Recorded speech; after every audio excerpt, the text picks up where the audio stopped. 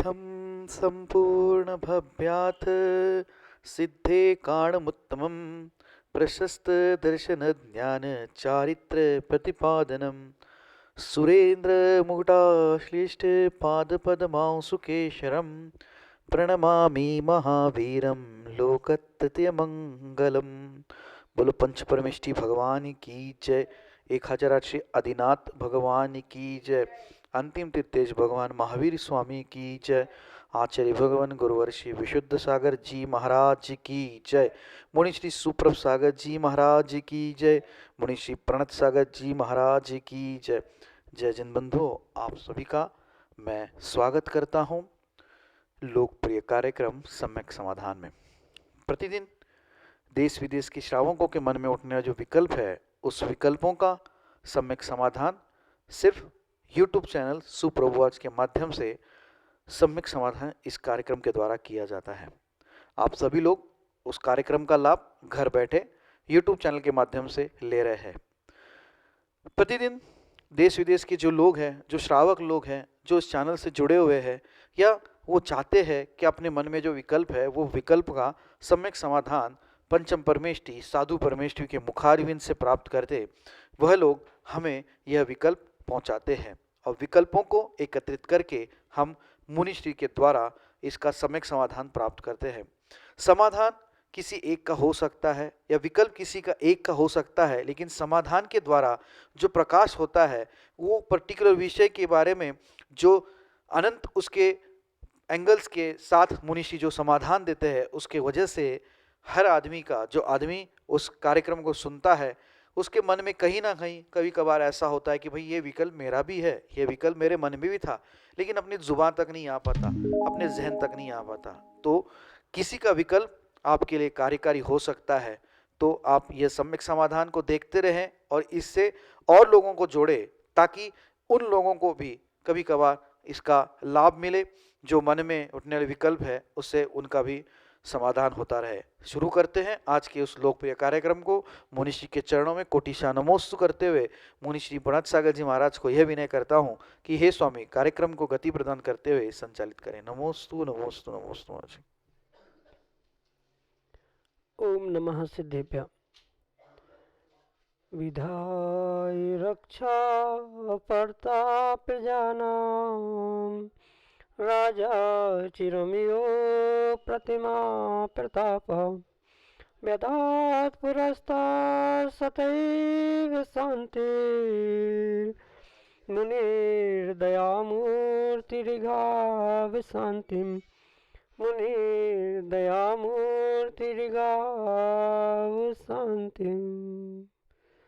पंच परमेष्ठी भगवान की परम पूज्य आचार्य भगवंत गुरुवर विशुद्ध सागर जी मुनि महाराज जी की, परम पूज्य मुनि श्री सुप्रभ सागर जी महाराज जी की।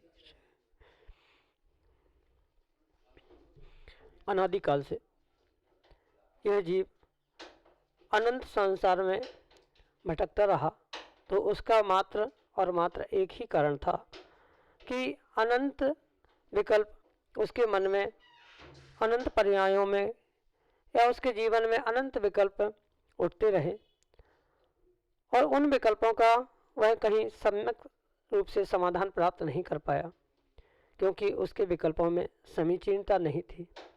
विकल्प समीचीन होने पर भी यदि उसका सम्यक समाधान प्राप्त नहीं हो पा रहा है तो भी वह अनंत सुख को प्राप्त नहीं कर सकता। लेकिन जिसने अपने समीचीन विकल्प का किसी निर्ग्रंथ गुरु से सम्यक समाधान प्राप्त कर लिया, निश्चित ही वह उस सम्यक के माध्यम से सम्यक ज्ञान को प्राप्त करके और अपने अनंत संसार को पूर्ण करके अनंत सुख को प्राप्त कर सकता है। ऐसा वह अनंत सुख की प्राप्ति का वह कार्यकारी उपाय समीचीन विकल्पों का सम्यक समाधान, जो कि हम सभी प्रतिदिन आगम के परिप्रेक्ष्य में परम पूज्य मुनि श्री सुप्रभ सागर जी महाराज के मुखारविंद से प्राप्त कर रहे हैं। प्रारंभ करते हैं आज का सम्यक समाधान। और आज का पहला विकल्प, आज के पहले विकल्प के लिए डॉक्टर अंकित जैन पुरवाल परम पूज्य मुनिश्री के श्री चरणों में कोटि कोटि नमोस्तु निवेदित करते हुए अपना समीचीन विकल्प रख रहे हैं कि महाराज जी, असंयमी जीवों में ब्रह्मचर्य का स्वरूप एक देश व सर्वदेश की अपेक्षा से हम कैसे समझें? हमारे समीचीन विकल्प का सम्यक समाधान करने की अनुकंपा करें। नमोस्तु महाराज जी, नमोस्तु। ओम नमः सिद्धम। परम पूज्य आचार्य भगवान गुरुवर विशुद्ध सागर जी महाराज की सागर जी महाराज की जय। बोल परम पूज्य मुनि श्री प्रणत सागर जी महाराज की जय। दो शब्द परिपूर्ण रूप से परस्पर विरुद्ध होने की तरह ये समझने की आवश्यकता है कि जब तक संयम नहीं है तब तक ब्रह्मचर्य कैसे, और ब्रह्मचर्य है तो फिर असंयमी कैसे। क्योंकि असंयमी जीवों के साथ ब्रह्मचर्य रूपी संयम कैसे, कब और किस प्रकार से होता है, ये बहुत बड़ी विचारणीय बात है। चाहे सर्वदेश हो, एक देश हो, पर सर्वदेश एक देश की अपेक्षा से ब्रह्मचर्य का विषय असंयमी जीवों के साथ घटित नहीं होता। क्योंकि ब्रह्मचर्य रूपी जो संयम की बात कही जाती है वह परिपूर्ण रूप से संयम ब्रह्मचर्य के साथ ही नहीं अपितु अनेक प्रकार के भले ही संयम हो, तो वहाँ विशेष रूप से उस संयम के बारे में समझने की आवश्यकता है। जो अन्य 5 पाप बताए गए हैं, जो कि झूठ, कुशील, परिग्रह आदि रूप 5 पापों का व्याख्यान है, वह 5 पापों के निमित्त से ही वह असंयमी होता है। साथ साथ उस असंयम के निमित्त से या संयम के निमित्त से जो आचार्य भगवंतों ने कारण बताया है उस संयम के निमित्त से, जैसे 12 प्रकार के संयम बताए, 6 इंद्रिय संयम और 6 प्राणी संयम, और जीव इनका पालन करता है, यानी 12 प्रकार के संयमों का, तो नियम से कहीं ना कहीं वह ब्रह्मचर्य का भी पालन करने के लिए प्रवृत्त हो। अगर उसके पास अन्य किसी भी प्रकार का संयम नहीं है, माना कि प्राणी संयम नहीं है, तो वह ब्रह्मचर्य का पालन नहीं कर सकता, या इंद्रिय संयम भी नहीं है तो भी वह परिपूर्ण रूप से ब्रह्मचर्य का पालन नहीं कर सकता। क्योंकि प्राणी और इंद्रिय संयम के द्वारा ही परिपूर्ण रूप से ब्रह्मचर्य आदि व्रतों का पालन हो सकता है। इसलिए जब तक वह जीव असंयमी है तब तक वह ब्रह्मचर्य का पालन ना एक देश कर सकता है ना सर्वदेश कर सकता है। अगर एक देश भी ब्रह्मचर्य का पालन किसी व्यक्ति ने किया तो उस अपेक्षा से तो वह संयमी ही हो गया। इसलिए वह असंयमी होते होते ब्रह्मचर्य का पालन, ये बात पहली तो नहीं जमती। इसलिए इस विषय में हम बहुत अच्छे से समझे कि एक देश सर्वदेश किसी भी प्रकार से ब्रह्मचर्य का पालन करते समय वह असंयमी नहीं रह सकता, भले ही एक देश संयमी हो जाए। क्योंकि ब्रह्मचर्य का पालन करेगा तो प्राणी संयम में रहेगा, प्राणियों के प्रति उसकी दया करुणा प्राप्त होगी, इंद्रियों के प्रति भी वह जागृत रहेगा, इंद्रियों के विषयों में भोगों में लीन नहीं रहेगा। इस कारण से ये समझने की आवश्यकता है कि असंयमी जीव एक देश सर्वदेश किसी भी प्रकार से ब्रह्मचर्य के स्वरूप को प्राप्त नहीं कर सकता। जैसे कि लोकांतिक देवों के निमित्त से कहा जाता है, वह लोकांतिक देव बिल्कुल असंयमी होते हैं क्योंकि देवों के पास कोई संयम नहीं होता, पर उन असंयमी जीवों के साथ ब्रह्मचर्य व्रत रूप नहीं होता। भले ही वह इंद्रिय भोगों को भोगे नहीं भोगे, अब्रह्म का कुशील का सेवन नहीं करे, जीवन भर वे कुशील का सेवन नहीं करते हैं, ब्रह्मचर्य से रहते जरूर है, पर उनके पास ब्रह्मचर्य व्रत या ब्रह्मचर्य रूपी क्रिया कोई भी नहीं रहती। ये बहुत अच्छे से समझने की आवश्यकता है। ब्रह्मचर्य पालन करना और ब्रह्मचर्य व्रत धारण करना ये बिल्कुल भिन्न भिन्न दोनों प्रकार है। जो असंयमी जीव है, जैसे कि लोकांतिक देव, जिन्हें ब्रह्म लोक में रहने वाले उन लोकांतिक देवों को ब्रह्मलोक में या ब्रह्म ऋषि कहा जाता है, ऐसे ब्रह्मर्षि के निमित्त से भी जो उनके ब्रह्मचर्य आदि की भी चर्चा होती है, वहाँ किसी भी प्रकार का ब्रह्मचर्य नहीं होता। क्यों? क्योंकि वे व्रत ग्रहण करने की शक्ति नहीं रखते, संयम धारण करने की शक्ति नहीं रखते। इस अपेक्षा से वे संयम रूपी ब्रह्मचर्य नहीं पालन नहीं करते, पर असंयम का पालन भी नहीं करते, यानी कि कुशील का सेवन भी नहीं करते, इंद्रिय भोगों में लीन नहीं होते। इस अपेक्षा से तो उनको कहा जा सकता है कि वे ब्रह्मचर्य का पालन करते हैं, पर वह कथन मात्र उपचार से होता है, पर वह वास्तव में संयमी होने पर ही पूर्ण रूप से ब्रह्मचर्य आदि का पालन हो सकता है। इसलिए कथनचित उन देवों की अपेक्षा से यानी ब्रह्मर्षि की अपेक्षा से ये होना फिर भी संभव हो सकता है कि असंयमी होने पर भी वे ब्रह्मचर्य एक देश सर्वदेश रहने की उपचार से कथन करने की परंपरा अवश्य है, पर वहाँ न व्रत है न संयम है, क्योंकि उनके पास व्रत संयम धारण करने की शक्ति नहीं होने के कारण से उनके निमित्त से ब्रह्मचर्य या उन्हें ब्रह्मचारी नहीं कहा जा सकता।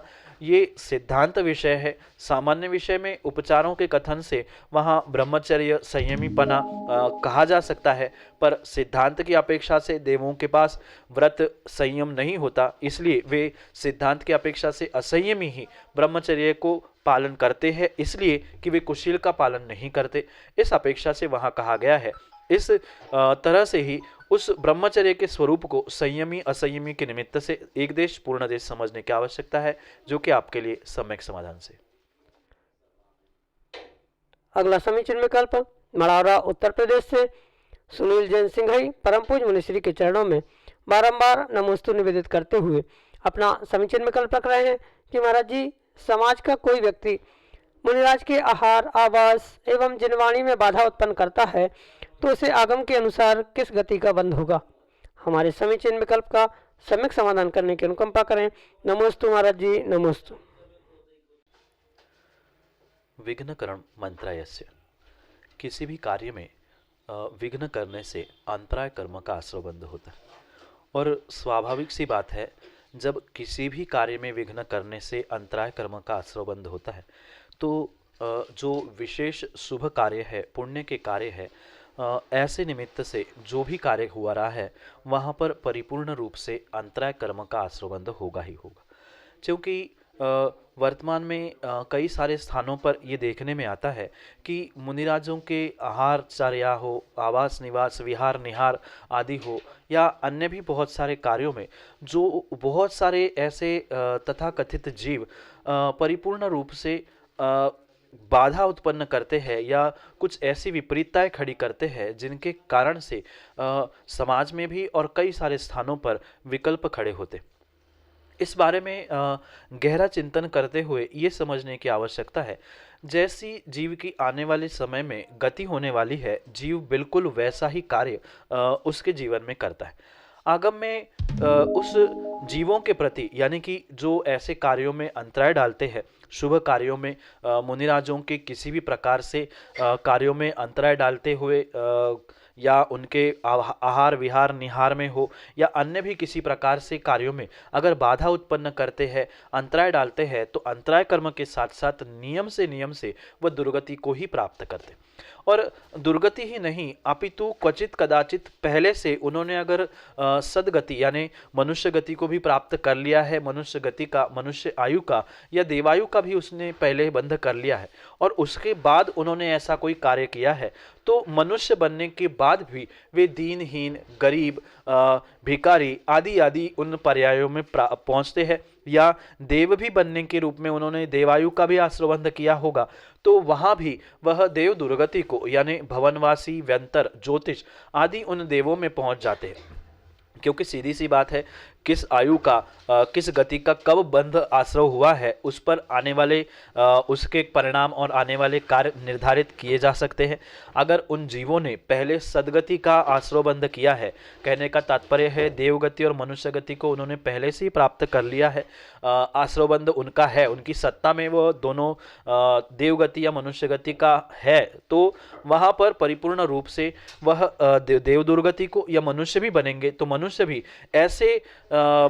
ऐसी विचित्र पर्यायों को, जैसे कि कुलहीन घर में जन्म लेना, धनहीन कुल में जन्म लेना आदि अनेक प्रकार से उन स्थानों में वे पहुंच सकते हैं। ये विशेष रूप से समझने की आवश्यकता। और जिन जीवों ने गति का आयु का बंध नहीं किया है, सामान्य रूप से वे परिपूर्ण रूप से उन दुर्गतियों में ही जाएंगे। नरक है, निगोध है, तिर्यंस है आदि उन गतियों में पहुंचेंगे ही पहुंचेंगे। अगर पुराण ग्रंथों में हम देखेंगे तो पुराण ग्रंथों की अपेक्षा से ये बहुत अच्छी बात सबके सामने है कि एक सुअर और एक दो तिर्यंस प्राणी आपस में मुनिराजों की सुरक्षा के पीछे सुअर और शेर आपस में लड़े थे, और मात्र मुनिराज गुफा में बैठे थे और शेर वहां जाकर उनको खाना चाहता था, पर उसके निमित्त से उनको रोकने के लिए सुअर लड़ पड़ा और मृत्यु को भी प्राप्त हुआ, पर वो सदगति में गया और यहाँ वह शेर दुर्गति में पहुंच गया। तो जैसे पुराण ग्रंथों में ये दृष्टांत आते हैं, वैसे ही वर्तमान में भी हमें समझना होगा कि वह नियम से तिर्यंच गति या नरक गति को प्राप्त करेगा। अगर वहां नहीं जा रहा है, सदगति को भी प्राप्त करेगा, तो सदगतियों में भी देव दुर्गति या मनुष्य में भी दुर्गति को, दूर स्थानों को प्राप्त करेगा। यही विघ्न करने वाले और विशेष करके मुनिराजों के निमित्त से बाधा उत्पन्न करने वाले जीवों के साथ गति होगी।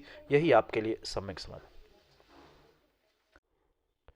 जितेंद्र पुष्पद, जिनेंद्र पुष्पद, सारंगपुर मध्य प्रदेश से मुनिश्री के चरणों में अपना नमस्कार निवेदित करते हुए कह रहे हैं कि महाराज जी, मैं सारंगपुर का रहने वाला पुष्पद समाज का व्यक्ति हूँ। मेरा जैन समाज में उठना बैठना है। मेरा मन साधुओं की सेवा में हमेशा तत्पर रहता है, पर मुझे एक बात हमेशा से मन में आती है कि इतने बड़े तपस्वी ज्ञानी होकर भी आप नग्न क्यों रहते हैं। हमारे समीचीन में कल्प का सम्यक समाधान करने की अनुकंपा करें। जितेंद्र जी, एक बहुत अच्छी बात समझने की आवश्यकता है। जो निर्ग्रंथ मुनिराज, महान तपस्वी, धरती के देवता, ये नग्न भेष जो धारण करते हैं, उनका नग्न भेष धारण करना, दिगंबर मुद्रा प्राप्त करना, यही उनकी बहुत बड़ी साधना और बहुत बड़ी तपस्या है। मात्र एक समय भोजन करना, निद्रा आदि आदि इतनी ही तपस्या नहीं है, अपितु उनके निमित्त से जो भगवानों ने, महावीर भगवान, आदिनाथ भगवान आदि जितने तीर्थंकर भगवंतों ने जो उनके लिए मार्ग बताया है, उस मार्ग का कथन करते हुए वे स्पष्ट कहते हैं कि नग्गो ही मोक्ष मग्गो शेषा उम्मग्गया सव्वे। अगर इस संसार से कोई मुक्ति को प्राप्त करना चाहता है तो वह परिपूर्ण रूप से तीर्थंकर क्यों ना हो, तीर्थंकर जैसे पद को भी प्राप्त करने वाला क्यों ना हो, पर उसे दिगंबर मुद्रा धारण करनी ही होगी। क्योंकि जब तक किसी भी प्रकार का शरीर के प्रति या शरीर के साधनों के प्रति ममत्व भाव होगा, वहाँ पर परिग्रह का दोष आएगा, और परिग्रह का दोष आने से वहाँ पर पुनः उस परिग्रह की सुरक्षा आदि आदि रूप से बहुत सारे कार्य होते हुए दिखाई देंगे। इसलिए ये अवश्य समझने की आवश्यकता है कि उनकी दिगंबर मुद्रा, ये नग्नता ही उनका सबसे बड़ा मूल गुण कहा गया है। क्योंकि आप इतना तो जानते ही है कि मुनिराजों के 28 मूल गुण होते हैं, तो उन 28 मूल गुणों में उनकी नग्नता एक मूल गुण कहा गया, और ये जितना भी कहा गया है उसके पीछे का मुख्य कारण है अहिंसा। अगर माना कि मुनिराज कोई वस्त्र पहनते या अन्य भी कोई साधनों का प्रयोग करते, तो परिपूर्ण रूप से ये समझने की आवश्यकता है कि वहाँ अगर वस्त्र पहने हैं, भले ही लंगोट है या अन्य भी कोई छोटा सा कोपिन आदि हो या छोटा कपड़ा हो, दुपट्टा हो, वहाँ उन कपड़ों को धोना है, सुखाना है, फिर घूमना, फिर उनको किसी से मंगवाना, खराब हो गया तो किसी से मांगना पड़ेगा, याचना हो गई, वो उनका परिचय है। अगर फट गया तो वो फटे हुए पहने हैं तो लोग कहेंगे कि दिगंबर या जैन मुनि ऐसे फटे कपड़े पहनते हैं। या दूसरे प्रकार से ये भी समझे, अगर वह वस्त्र खराब हो गया, फट गया, इतना ही नहीं, बाद में उन वस्त्रों के निमित्त से याचना भी करनी पड़ेगी, नहीं याचना करनी पड़ रही, धोना किसके द्वारा, कौन धोएगा। क्योंकि वर्तमान में भले ही पंचम काल होने के कारण से ये मुनिराज नगरों में रह रहे हैं, समाज के मध्य में रह रहे हैं। पहले मुनिराज जंगल में रहते थे, और जंगल में वो कहाँ से कपड़े धोते, कहाँ से सुखाते, कहाँ से पहनते आदि बहुत सारे कारणों के अपेक्षा से निर्ग्रंथ मुनिराजों को नग्न दिगंबर रहने की ही आज्ञा आगम में प्रदान की गई। उसके पीछे बहुत सारे कारण में से एक सिद्धांतिक कारण है कि जो भी मुक्ति को प्राप्त करना चाहता है उसे निष्परिग्रही होना चाहिए, परिग्रह से रहित होना चाहिए। जब तक वस्त्र है, छोटी लंगोट भी क्यों ना है, वहाँ तक परिपूर्ण रूप से वो परिग्रही कहलाएंगे, और उसका धोना, सुखाना आदि के निमित्त से अहिंसा व्रतों में दोष लगेंगे, उनसे हिंसा होगी आदि के कारण से ये बहुत अच्छे से समझने की आवश्यकता है। पहली तो बात आगम की आज्ञा है, तीर्थंकरों की आज्ञा है, इस अपेक्षा से मुनिराज नग्न रहते हैं, और उनका नग्न दिगंबर रहना ही उनका मूल गुण है। साथ साथ उनका दिगंबर रहना, निर्वस्त्र रहना, ये उनकी बहुत बड़ी साधना है, क्योंकि उससे ही शीत परिचय है, उष्ण परिसह आदि आदि बहुत सारे परिसह वे आसानी से सहन करते, और जितनी अधिक तपस्या और जितनी अधिक परिसह आदियों को वे धारण करेंगे उतना उतना ही विशेष कर्मों की निर्जरा उनकी होती रहती। और मुख्यतः से कर्मों की निर्जरा करने की अभिप्राय से ही वे निर्ग्रंथ मुनिराज तपस्या करते हैं, और चाहे उनका महीनों महीने के उपवास हो, चाहे उनकी नग्नता हो, चाहे खड़े होकर आहार करना हो, या जितने भी उनके लिए व्रत आदि बताए गए हैं, परिपूर्ण रूप से उसके पीछे का कारण मुख्य यही है कि तपस्या के द्वारा कर्मों की निर्जरा वे करना चाहते हैं।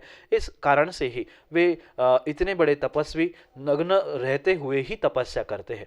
ये उनका इतने बड़े तपस्वी बनने के पीछे, ज्ञानी बनने के पीछे मुख्य कारण ही उनकी नग्नता है, उनका दिगंबर मुद्रा का धारण करना ही है।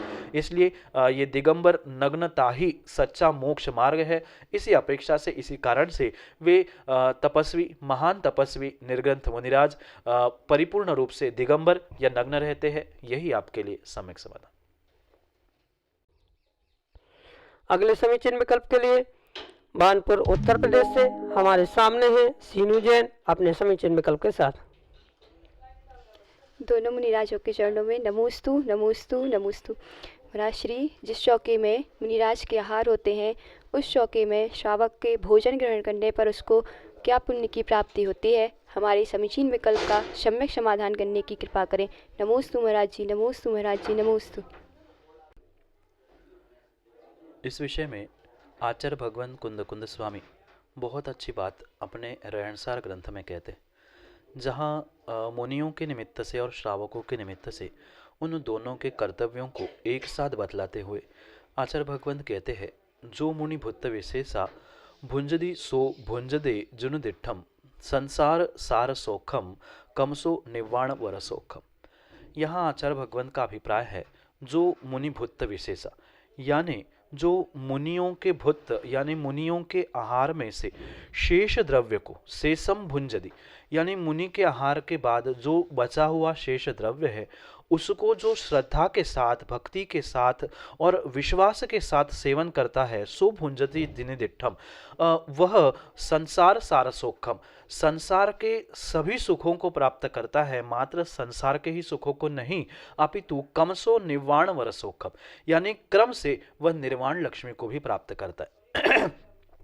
कहने का अभिप्राय इतना सही है आचार्य भगवान कुंद स्वामी का, जो अध्यात्म की चरम सीमा में द्रव्यानियों की व्याख्या करते हैं, वो ये विशेष बात कह रहे हैं, जिस चौके में, जिस घर में मुनिराज के आहार हो जाते हैं और उस मुनिराज के आहार जिस घर में होते हैं उस घर में, ये विशेष करके आचार्य भगवान का ये अभिप्राय है, जिस थाली से, जिस कटोरी से मुनिराज को आहार किए जाते हैं, दिए जाते हैं, उसमें से बचा हुआ भले ही जितना एक चम्मच हो या जो भी बचा हो, उसको जो ग्रहण करता है वह संसार के भी सुखों को प्राप्त करता है। संसार का सुख यानी मनुष्य गति का सुख और देवों का सुख, देवों का भी सुख वही प्राप्त करता है। मनुष्यों का भी चक्रवर्ती जैसे पद हो या सौधर्म जैसे पद हो, वो ही प्राप्त करता है जो श्रद्धा विश्वास के साथ उस मुनिराज के शेष भोजन को, क्योंकि मुनिराज आहार ग्रहण करते हैं, वे अपनी अंजलि में ग्रहण करते हैं, उनके निमित्त से भले ही थाली लगाई है आपने, पर उनका आहार उनके अंजलि में जितना है वो उतना ही ग्रहण कर, बचा हुआ आहार उनका नहीं है, श्रावक का था। इसलिए मुनिराज के निमित्त से जो उनको देने के उपरांत बचा हुआ है, और स्वाभाविक सी बात है किसी के घर में ही वह आहार हुए होंगे या जहां उन्होंने चौका लगाया है वहां जो भी बचा हुआ, पर यह बात अवश्य समझे कि वहां श्रद्धा होना आवश्यक है। बहुत सारे लोग ये सोचते हैं कि ऐसा कैसा होगा, वो तो मुनि ने झूठा कर दिया। मुनि राजों का वह थाली झूठा करने का, चम्मच आदि झूठा करने का कभी अभिप्राय नहीं होता। वे जो भी लेते हैं अपने अंजलि में लेते हैं, और आप भी लोग जो देते हैं, श्रावक जो देते हैं, वह चम्मच या कटोरी आदि से ही उनके अंजलि में रखते, तो उनकी अंजलि में मात्र वह झूठन होती है, उनकी थाली परिपूर्ण रूप से वह शुद्ध ही रहती है। इसलिए उस थाली में, उस चौके में जो भी श्रद्धा के साथ भोजन करता है, नियम से संसार के सुखों के साथ साथ निर्वाण का सुख और मोक्ष लक्ष्मी का सुख भी प्राप्त कर सकता है। मात्र कुंद स्वामी ही नहीं, अपितु ऐसे अनेकानेक आचार्य भगवंत हुए जिन्होंने इसके विषय में विशेष व्याख्या की है। कुंद स्वामी का अभी दृष्टांत इसलिए दिया कि वे अध्यात्म की चरम सीमा में द्रव्यानुयोग कहने वाले, आत्मा की बातें करने वाले व्यवहार पक्ष की भी इतनी गहराई से बात करते हुए समझा रहे हैं कि एक श्रावक अगर श्रद्धा के साथ मुनि को आहार देने के बाद जो बचा हुआ आहार ग्रहण करता है वह परिपूर्ण रूप से संसार के और संसारातीत यानी सिद्ध शिला के भी सुखों को प्राप्त करता है। पर मैं पुनः कहना चाहता हूँ, वहाँ पर श्रद्धा होना, समर्पण होना, विश्वास होना बहुत जरूरी है, क्योंकि भोजन तो भोजन है। जो भी कार्य होता है वहाँ व्यक्ति के श्रद्धा के निमित्त से होगा। जितनी श्रद्धा विशेष होगी उतना उस श्रद्धा के निमित्त से व्यक्ति के हार्मोन्स बदलेंगे, क्योंकि मुनिराज तो कुछ कर नहीं रहे हैं, पर फिर भी मुनिराजों के निमित्त से, मुनिराजों के प्रति उनकी आहारदान आदि के निमित्त से जो श्रावकों की श्रद्धा है, वह श्रद्धा के ही निमित्त से पंचाचार आदि होते हैं। आपने देखा होगा, सुना होगा, आगम ग्रंथों में मुनिराज कितने ही महीनों के जंगल में सामायिक करे, एक आसन से खड़े होकर ध्यान आदि करे, पर वहाँ कोई पंचाश्चर्य नहीं होते। स्वर्गों के देवों के द्वारा जो आश्चर्य किए जाते हैं, कभी पुष्पवृष्टि या कभी और भी कुछ प्रकार से, तो उन्हें पंचाश्चर्य कहले जाते। तो पंचाश्चर्य का जब भी उल्लेख मिलता है तो परिपूर्ण रूप से निर्ग्रंथ मुनिराज के निरंतराय आहार होने पर ही वह पंचाश्चर्य का व्याख्यान आगम ग्रंथों में मिलता है। इसलिए बहुत बड़ी साधना वह श्रावकों के निमित्त से और निर्ग्रंथों के निमित्त से कही जाती। जितने विशुद्ध भाव देने वाले के हैं, जितने विशुद्ध भाव पात्र के लेने वाले के हैं, बिल्कुल उनकी वह तारतम्यता से उन दोनों की आपस का विश्वास, आपस का श्रद्धा, इसके निमित्त से बहुत सारे कार्य घटित होते हैं। और इसी कारण से जिसके पास श्रद्धा है, विश्वास है, वह नियम से संसार के प्रत्येक सुखों को मुनिराज के आहार के उपरांत शेष द्रव्यों को सेवन करने से मात्र संसारी का नहीं अपितु निर्वाण की भी लक्ष्मी को, निर्वाण के सुखों को भी, मोक्ष के सुखों को भी प्राप्त कर सकता है। स्वर्ग के सुख, मोक्ष के सुख और संसार के मनुष्यों के सुख भी मुनिराज के आहार जिस चौके में, जिस घर में, जिस नगर में, जिस स्थान में होते हैं, वहां बचे हुए भोजन को करने से वह अचिंत्य फल मिलता है, जिसकी कल्पना ही करना या शब्दों में कहना संभव नहीं है। सामान्य रूप से, संक्षेप से, कुंद भगवान के अभिप्राय से यह आपके लिए सम्यक समाधान। अगले समीचीन विकल्प के लिए हमारे सामने है देश के सुप्रसिद्ध मंच कलाकार चक्रेश जैन सौजना अपने समीचीन विकल्प के साथ। द्वय महामुनि राजों के श्री चरणों में त्रिवार नमोस्तु नमोस्तु नमोस्तु। हे ऋषिवर, मेरे मन में एक जिज्ञासा है। पंचकलंक प्रतिष्ठा महामहोत्सव के आयोजनों को मैं देखता हूँ तो मन अत्यधिक आंदोलित हो उठता है। तीर्थंकरों के चरित्र को जब देखता हूँ तो मन करता है कि हम भी तीर्थंकर बने। तो हे ऋषिवर, हम जानना चाहते हैं कि जीव ऐसा क्या करे कि उसे तीर्थंकर प्रकृति का वंद बंधे। कृपया जिज्ञासा का समाधान कीजिए। अगर पूर्ण कर्म प्रकृतियों में सर्वोत्कृष्ट पुण्य प्रकृति कोई है तो वह तीर्थंकर कर्म की प्रकृति है।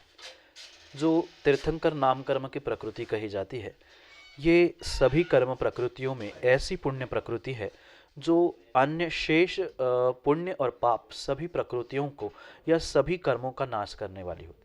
और विशेषता से ये तीर्थंकर प्रकृति सामान्य रूप से किसी को भी प्राप्त नहीं होती। भले ही वह नाम कर्म की प्रकृति है, पर तीर्थंकर प्रकृति परिपूर्ण रूप से 16 कारण भावनाओं को भाने से ही होती, जो दर्शन, विशुद्धि, विनय, संपन्नता, शीलवतेश, नतिचार, अभीक्षण, ज्ञानोपयोग, संवेग, शक्तिशाह, तप, त्याग आदि रूप जो 16 कारण भावनाएं बताई गई है, उन 16 कारण भावनाओं का जो परिपूर्ण रूप से धारण करने की शक्ति रखता है, उसको प्राप्त करता है या उन भावनाओं को सदैव भाने का प्रयास करता रहता है, उसको ही वो तीर्थंकर प्रकृति प्राप्त होने की संभावना। पर मात्र तीर्थंकर प्रकृति या उन 16 करण भावनाओं को भाने से भी काम नहीं होगा। उन 16 करण भावनाओं के साथ साथ निमित्त भी बहुत आवश्यक है। जैसे तीर्थंकर प्रकृति को प्राप्त करने के लिए जितनी आवश्यक 16 कारण भावना को भाना है, उतना ही आवश्यक कोई तीर्थंकर केवली या सामान्य केवली या कोई शुद्ध केवली आदि का पादमूल यानी उनका निमित्त होना आवश्यक। वह भावना कितना भी भाता रहे, पर अगर केवली भगवान नहीं है, श्रुत केवली आदि नहीं है, उनके पास वह नहीं पहुंचा है, तब तक वह तीर्थंकर प्रकृति का बंध नहीं होता। सीधा सा गणित इतना है कि वह जीवन भर 16 कारण भावनाओं को भाता रहे, और वह क्षण जब वह किसी तीर्थंकर के या केवली भगवान के पादमूल में पहुंचता है, तब उसने अगर 16 कारण भावनाओं को भाया है तो नियम से वह तीर्थंकर प्रकृति को प्राप्त कर लेता है। इसलिए मुख्यतः यहाँ पर मात्र 16 कारण भावनाओं की नहीं है, अपितु निमित्तभूत उनके लिए वहाँ श्रुत केवली या केवली भगवान तीर्थंकर आदि का पादमूल होना, उनका निमित्त होना बहुत आवश्यक। इसलिए ये समझने की आवश्यकता है कि जो भी कार्य होता है निमित्त उपादान आदि के निमित्त से ही होता है। वह तीर्थंकर भगवान, केवली आदि का पादमूल, ये परिपूर्ण रूप से निमित्त हुए। उन निमित्तों से वह 16 कारण भावनाओं को भाएगा। दर्शन विशुद्धि है, जो कि 25 दोषों से रहित सम्यक दर्शन को प्राप्त करने की भावना रखना, फिर विनय संपन्नता है, विनय भावना रखना आदि। उन 16 कारण भावनाओं के साथ साथ तीर्थंकर केवली और सामान्य केवली, श्रुत केवली आदि के निमित्त प्राप्त होने से ही वह जीव उस तीर्थंकर नाम प्रकृति को प्राप्त कर सकता है, और उस तीर्थंकर नाम प्रकृति का जब उदय आएगा तभी वह तीर्थंकर बनेगा। भले ही जन्म से ही वह गर्भ कल्याणक या जन्म कल्याणक आदि कल्याणकों को प्राप्त तो करता है, पर फिर भी तीर्थंकर प्रकृति का नाम कर्म का उदय 13वें ही गुणस्थान में आता है। जब वह 13वें गुणस्थान में समोषण आदि में विराजमान होते हैं, उस क्षण से उनके तीर्थंकर प्रकृति का उदय आता है। तो तीर्थंकर प्रकृति का बंध पिछली भवों में, पिछले पर्याय में हो सकता है, और वह उदय अगली पर्याय में जब वह गर्भ, जन्म, तप आदि कल्याणों को प्राप्त करने के उपरांत ज्ञान कल्याण के समय में उनकी वह तीर्थंकर प्रकृति उदय में आती है। ये सामान्य रूप से तीर्थंकर बनने के लिए निमित्तभूत और उपादानभूत स्वयं और पर अंतरंग बहिरंग के कारण से अपेक्षा से दोनों निमित्त, दोनों कारण समझने की आवश्यकता है, जो कि आपके लिए सम्यक समाधान से। सभी को जय जिनेंद्र। आप हम सभी लाभ ले रहे थे सम्यक समाधान इस कार्यक्रम का। प्रतिदिन यह कार्यक्रम 5:13 पे यूट्यूब चैनल सुपर वॉच के माध्यम से प्रसारित होता है, ठीक 5:13 से। और ये जो कार्यक्रम है उसमें अगर आप जुड़ना चाहते हो या आप अपने विकल्पों को हम तक पहुंचाना चाहते हो तो हमारा व्हाट्सएप का नंबर 8707548811, नंबर याद रहे 8707548811, यह नंबर है। इस व्हाट्सएप के नंबर के द्वारा आप अपना विकल्प हम तक पहुंचा सकते हो। विकल्प पहुंचाने के लिए आप जीमेल का प्रयोग भी कर सकते हो, जीमेल samyak.samadhan@gmail.com, यह हमारा जीमेल की आईडी है। आप जीमेल के द्वारा भी अपना विकल्प हम तक पहुंचा सकते हो। अगर किसी को अपने वीडियो या ऑडियो मैसेज के द्वारा अपना विकल्प हम तक पहुंचाना है तो आप व्हाट्सएप के द्वारा वीडियो और ऑडियो हम तक पहुंचा सकते हैं। उसको कार्यक्रम में प्रसारित किया जाएगा एवं आपका सम्यक समाधान भी कार्यक्रम के द्वारा आपको मिल जाएगा। आज के लिए इतना ही। जाने से पूर्व 7:40 पे जिनवा टीवी पे मुनिश्री के प्रवचन रूपी अमृत आप सुन सकते हैं प्रतिदिन शाम को 7:40 पे। और विषय चल रहा है आचार्य भगवान शिवकोटि महाराज विरचित रत्नमाला इस ग्रंथ का। आप घर बैठे उस ग्रंथ का स्वाध्याय भी कर सकते हैं और मुनिश्री के प्रवचन के रूपी अमृत का भी पान कर सकते हैं। चलिए चलते हैं। आज के लिए इतना ही। जय जिनेंद्र के साथ मुनिश्री के चरणों में नमोस्तु नमोस्तु नमोस्तु।